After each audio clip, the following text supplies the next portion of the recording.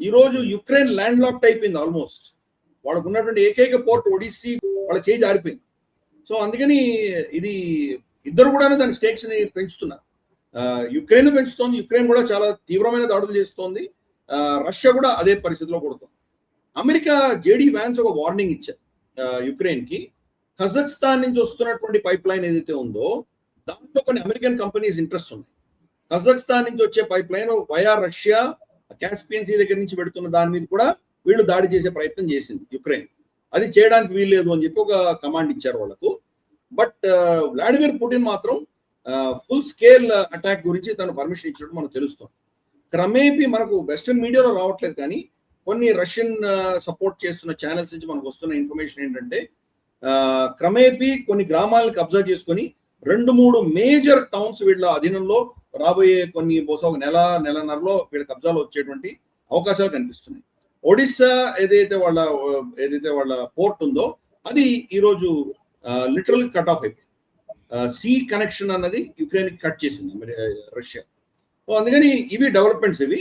But yes, Russia ఊరుకోదు, అలాగే Ukraine కూడా వాళ్ళ శక్తి ఉంది ఎవరు కొడుతున్నారు. కీలకంగా జరిగిన మార్పు ఏంటంటే కనుక రష్యన్ అటాక్స్ ని తట్టుకునేటువంటి కెపాసిటీ యుక్రెయిన్ లో పోయింది. ఎందుకు? వీళ్ళకి ఇంటర్సెప్టర్స్ ఇవ్వట్లేదు అమెరికా, వాళ్ళకే లేవు. వాళ్ళు ఇరాన్ మీద నుంచి ఫైర్ చేస్తున్నటువంటి మిజైల్స్ ని తట్టుకునే శక్తే అమెరికా దగ్గర లేవు.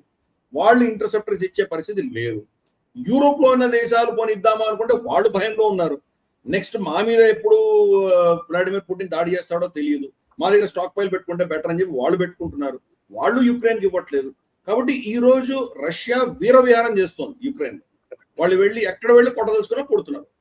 కానీ యుక్రెయిన్ దగ్గర ఉన్న శక్తి గత 4-5 ఏళ్లుగా వాళ్ళు టెక్నాలజీ బాగా పెంచుకున్నారు. ఎస్పెషల్లీ డ్రోన్ టెక్నాలజీ చాలా డీప్ గా పెనిట్రేట్ కొట్టగలుగుతున్నారు వాళ్ళు.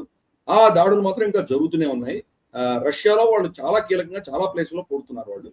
సో ఈ రెండు దేశాల్లో కూడా ఇవి అటాక్స్ అనేవి జరుగుతున్నాయి. ఇద్దరు ఒకరి మీద ఒకరు కొట్టుకుంటున్నారు. బట్ రష్యా ఆబ్వియస్లీ వాళ్ళు పై చేయి, ఎందుకంటే చాలా పెద్ద శక్తి కాబట్టి వాళ్ళు పై చేయి వాళ్ళకి కనిపిస్తుంది మనకు ఆటోమేటిక్ గా. ఇప్పుడు వీళ్ళ రష్యన్ అటాక్స్ ను తట్టుకునే శక్తి యుక్రెయిన్ లో క్షీణించింది కాబట్టి అఫెన్సివ్ కేపబిలిటీ ఉంది, డిఫెన్సివ్ కేపబిలిటీ పోయింది యుక్రెయిన్ లో. సో అందుకని రాబోయే రోజుల్లో ఇది ఏ దిశగా పెడుతుందో చూడాలి. మరి అమెరికా దీన్ని వదిలేసి యుక్రెయిన్ సపోర్ట్ చేసేంత పరిస్థితి అమెరికా అయితే లేదు. యూరోప్ వచ్చి యుక్రెయిన్ సపోర్ట్ చేసే పరిస్థితిలో లేదు. So let's see what happens. It's very interesting turn.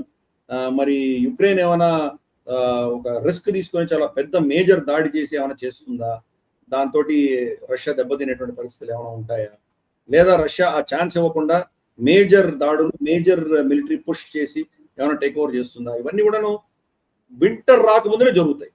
అంటే ఇప్పుడు ఆగస్టులో ఉన్నాం, సెప్టెంబర్, అక్టోబర్, నవంబర్, అంటే ఒక 2 months 2.5 నెలల లోపల చాలా మేజర్ మార్పులు మాత్రం మనం చూడవచ్చు.